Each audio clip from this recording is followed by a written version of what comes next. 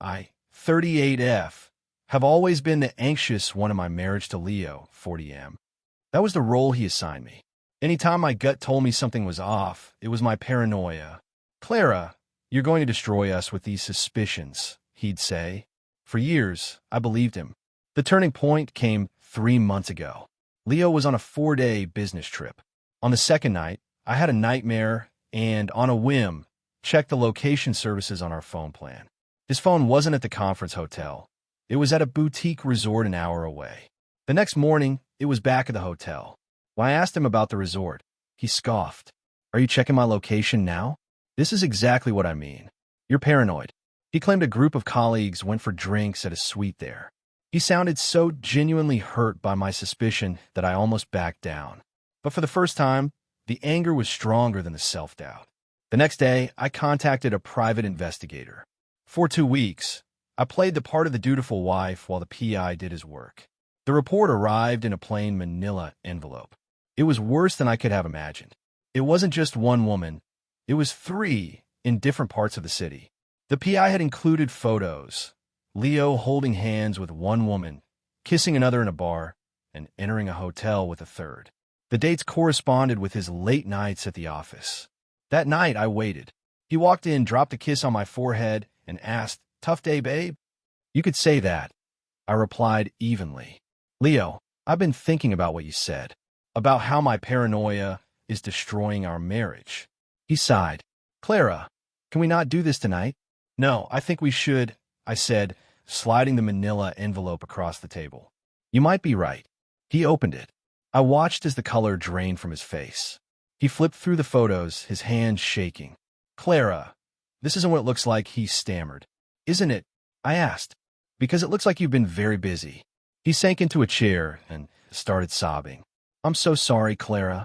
I made a huge mistake. Please don't leave me." Then, looking up with a tear-streaked face, he whimpered, "Please don't take half of everything. I'll do anything." It wasn't about us. It was about the money. "It's a little late for that, Leo," I said. "You destroyed our marriage." My paranoia had nothing to do with it. Update 1. The aftermath and the enablers. It's been 2 weeks since the unveiling. The initial shockwave has subsided, replaced by a series of increasingly desperate maneuvers from Leo and his camp. After his breakdown, he tried everything. Flowers delivered daily, long emails about our unbreakable bond, and pictures of our dog, Buster, looking sad with captions like, "He misses his mommy." I ignored it all. In our only conversation, I told him I had retained a lawyer and all future communication had to go through her. His response? "You're being so cold, Clara. This isn't you. Don't throw away 15 years over a few stupid mistakes." Then came his mother, Beatrice. She called, her voice dripping with faux concern. "Clara, dear, I was so sorry to hear you and Leo are having a difficult time. He told me everything. He knows he's made a terrible error, but you know how men can be. You have to be the bigger person." "Beatrice," I said firmly, "Leo had multiple affairs. This is the end of our marriage." "Don't be so dramatic," she sniffed. "He was under a lot of pressure. It doesn't mean anything. Don't throw it all away over a little foolishness." The entitlement was astounding. I told her the decision was made and ended the call. Legally, I'm moving forward. My lawyer, Ms. Albright, is fantastic. The first thing we did was secure my finances. I opened a new bank account, and my salary is now deposited there. I've started documenting every text and call from Leo and his mother that violates the lawyer's only rule. A clear pattern of harassment is already emerging. He thought he married a doormat. He's about to meet the woman she became. Update 2 dirty tricks and a change in strategy. The last month has been a masterclass in petty, vindictive behavior. The entitlement is off the charts, but so is my resolve. First came the smear campaign. Leo was spinning a tale of a single, regrettable mistake that my unforgiving nature was blowing out of proportion. His best friend, Mark, even cornered me at a coffee shop to tell me I was overreacting. I just looked at him and said, "Ask to see the photos, Mark," and walked away. Then came the financial games. Leo started claiming the down payment for our house was a gift from his parents and should be his separate property. A blatant lie. But the dirtiest trick came last week. My boss called me into his office, looking uncomfortable. "Clara," he said, "I received an anonymous email alleging you've been using company time to deal with personal matters and that your emotional state is affecting your work." My blood ran cold. It was a direct attack on my livelihood. I calmly explained the situation, and, thankfully, my boss knows my work ethic and supported me. But it was a clear attempt to ruin me. I immediately forwarded the information to Ms. Albright. That was the final straw. My approach had been defensive. Now it was time to go on the offensive.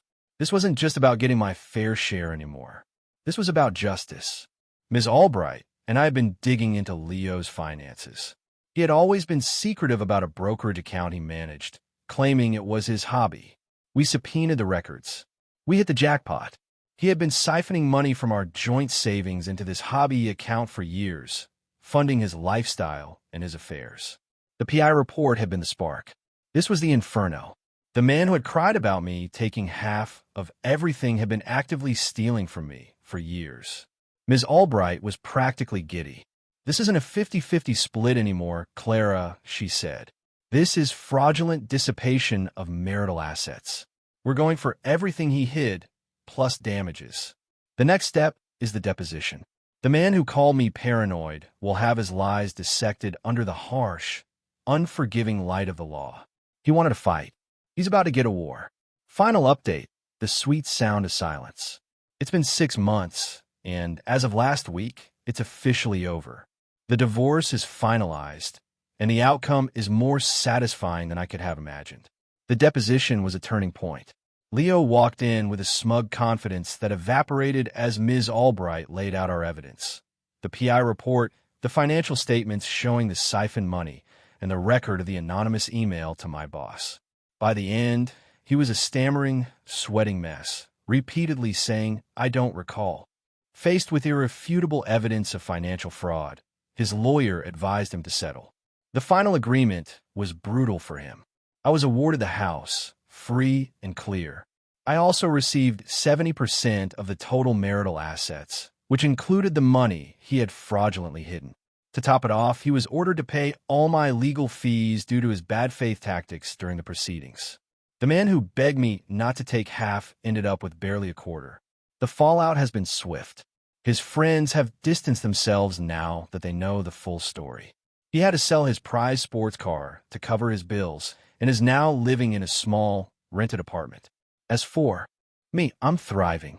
I took a portion of the settlement and booked a 2-week trip to Italy, something Leo had always promised but never delivered on. I'm rediscovering who I am without his constant gaslighting. I'm not the anxious one. I'm the one who trusted her gut, fought for her life, and won.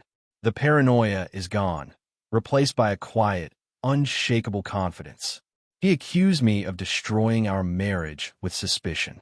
In the end, his own actions built him a prison of consequences, and my revenge was simply letting him live in it.